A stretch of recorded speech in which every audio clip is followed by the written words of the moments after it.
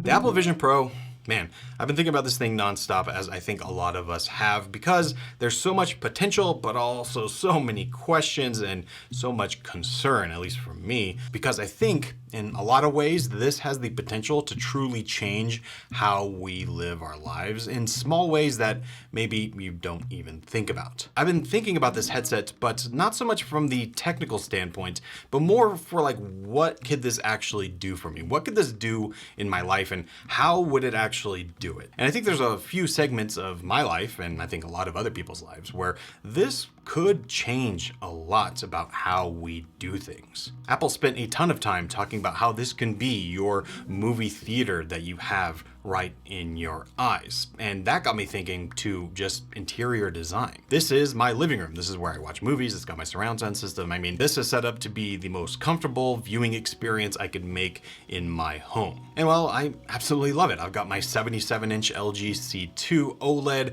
I've got my Sonos surround system. I've got a comfy couch. I mean, it's all there. I really put in a lot of work to make this dialed in for what I wanted. But at the same time, I don't really love that I have this huge box sitting on my wall. Especially with the design of my house, this is kind of like the first thing you see when people walk in the front door. I don't like that. I wish I could not have a TV there, but also have a really nice viewing experience. And well, if Vision Pro actually does what it's supposed to do, well, in the future, this might actually be possible. I might not ever need a TV mounted to my wall because I could have a 77 or even bigger, or I guess smaller, TV that I can take with me anywhere and view as if it is actually on the wall. And if that were to actually happen, I mean, that just changes how I view interior design. No longer do I need to worry about having a space for a big TV. I can design the room as if we're not going to be watching movies in there, but when we want to, just throw on the headset and do it. And that also goes for working from home as well. Apple talked about this in the keynote as well. And a little while ago, I talked about the dual monitor setup that we put up for my wife, who works from home and likes to have those dual monitors. And well, it's great, it's functional, but it does not look good, especially where it is in the home. If you have a dedicated office, I mean, that's great, but a lot of people are just, working in the side room, they're working in their living room, their kitchen, and having monitors like this, it just doesn't look that good. But if instead we just had, a keyboard and mouse that was on the table with nothing else in front of it, and when you need to work, you put on the headset and get working, and when you don't, it's just a nice wall with, pictures or wallpaper or paint or whatever you want to put there. I mean, that's just nice. It changes the way you think about interior design, because no longer do you need to have space for these black boxes that are honestly mostly not in use.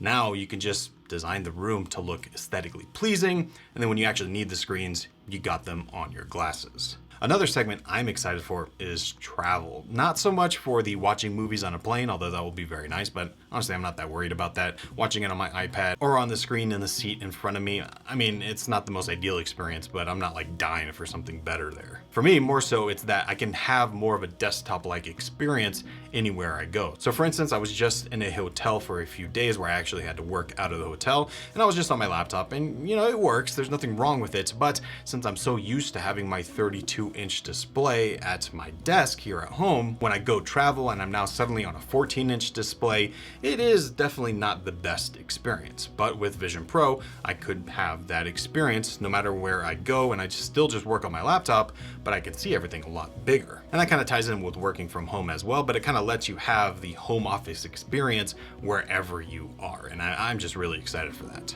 Another area that will be really interesting is not so much for the Vision Pro as it is going to be released next year, but rather for, 5-10 years in the future, when this thing really becomes more mainstream and smaller and you actually start wearing it outside, and that is for advertisements. I mean, you've probably seen Black Mirror, you've seen these futuristic concepts where advertisements are absolutely plastered everywhere because you can just see them in your eyes. And well, I can actually see that happening. And while I don't think that is a good thing, there is, some kind of way to make advertisements a little bit better and more useful with augmented reality. Now, I'm going to say something that I think is maybe a little controversial, but not all that much. I actually kind of like Instagram ads, and that's because they are extremely well tailored to what I actually care about. Half of the ads I see on Instagram, I actually want to click on and learn more about the product because it has just learned me that well and it knows what I want. And I'm not the only person that said that. I've heard that from my family, my friends, and it really seems that Instagram and Meta has the ads locked down. And in a way, I would actually like if all the ads I saw in the world were kind of tailored to me as well. So if there is a billboard on the side of the road that I'm looking at anyway, it'd be kind of nice if it was tailored to something I actually cared about or wanted to know about. And I think that kind of thing is entirely possible with an AR experience like this. Instead of having an ad on the billboard, you could, I guess, have like a QR code on there instead that is picked up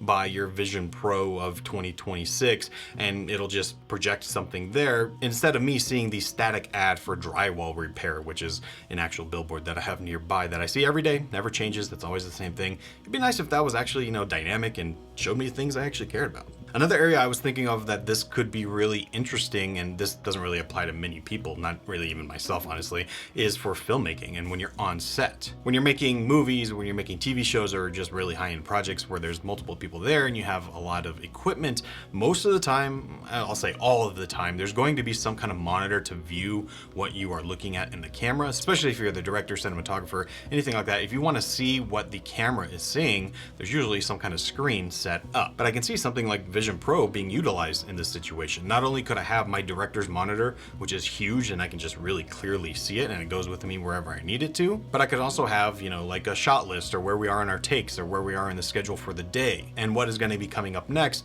all while still seeing the world around me and being present in what's going on set, but I just get that information in my face. And I know most people, walk around with an iPad or a laptop to have all of that information handy, but if you didn't need that, you could just see it. I mean, that would be really cool. And, filmmaking is just the industry that I'm most close to, so it's the one I thought about. But this kind of goes for every industry. Just having that information on hand, I think, is going to be very interesting. Those are some of the ways that I've been thinking about how Vision Pro could change what we do in our day-to-day lives. If not for this first version, at least maybe in the future if this thing actually catches on. Now, do I think this will actually happen with this first generation of Vision Pro? Absolutely not. I'm still pretty iffy of whether or not this thing will even take off. Obviously, technology takes time to iterate and get better, especially with Apple products. If you've looked at every single new category that they've introduced, it always takes a few years to catch on, and then it seems to do that and become pretty mainstream.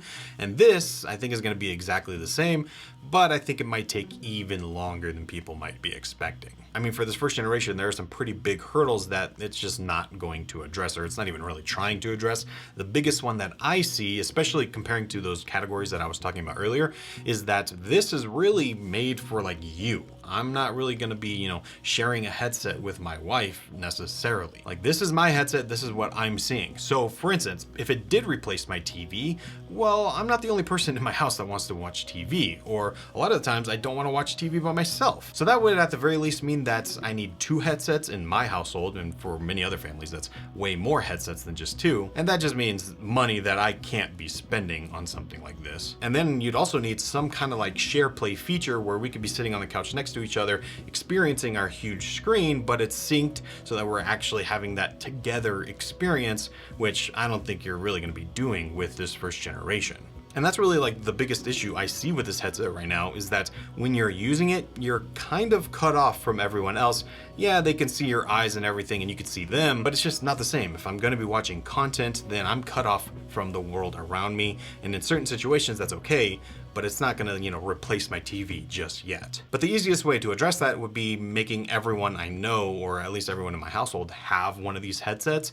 And well, that just is not gonna be feasible with this first generation because of that absolutely insane price. $3,500 for anything is a lot of money, no way around that. But I think there's kind of like 2 ways to think about the price. On one hand, when you're comparing it to everything else that's on the market in the similar realm, with, the Quest, even the new Quest 3, which is more expensive, still way cheaper than what Apple is offering here. So in that sense, it's just kind of hard to justify, because if you think about it this way, you could buy a, $6,000 new Mac Pro with Apple Silicon, or you can buy a high-end gaming PC for $1,000 that, for all intents and purposes, you're going to be doing very similar things on it. Sure, maybe you could do more with the more expensive one, but do you really need that?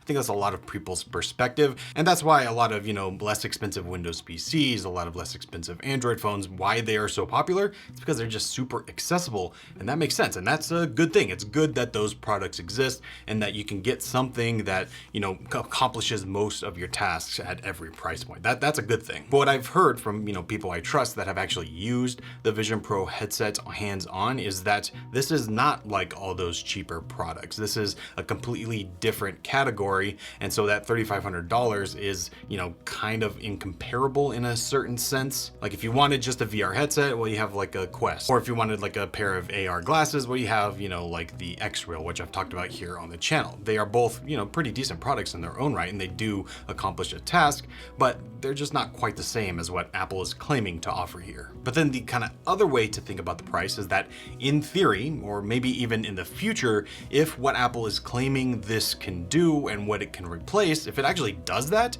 then the price is, I guess, not that expensive. I mean, yes, there's no way around it. It's expensive. But I mean, think about it this way. If it really could replace things like your TV, your surround sound system, maybe even your computer, if it can actually do that, then that is a lot of money you are potentially saving. Because I know for me, for work, for making these videos, I use a pretty expensive MacBook Pro. I think it was actually around $3,500, the same as this headset. Now granted, I'm doing a lot more on the MacBook Pro, but I mean, if you want to believe what Apple is telling you, then at some point, theoretically, this could replace your laptop. And if that ever happened, well, then I'm spending that money on a computer anyway, so why not just have it in a different form of a computer? It kinda makes sense. I think the bigger issue is that it just doesn't exist yet, so it's hard to believe that that's actually going to happen. Like, we've had these kind of headsets and we've had these promises before, and it never actually works. Is Apple gonna be one that actually does that?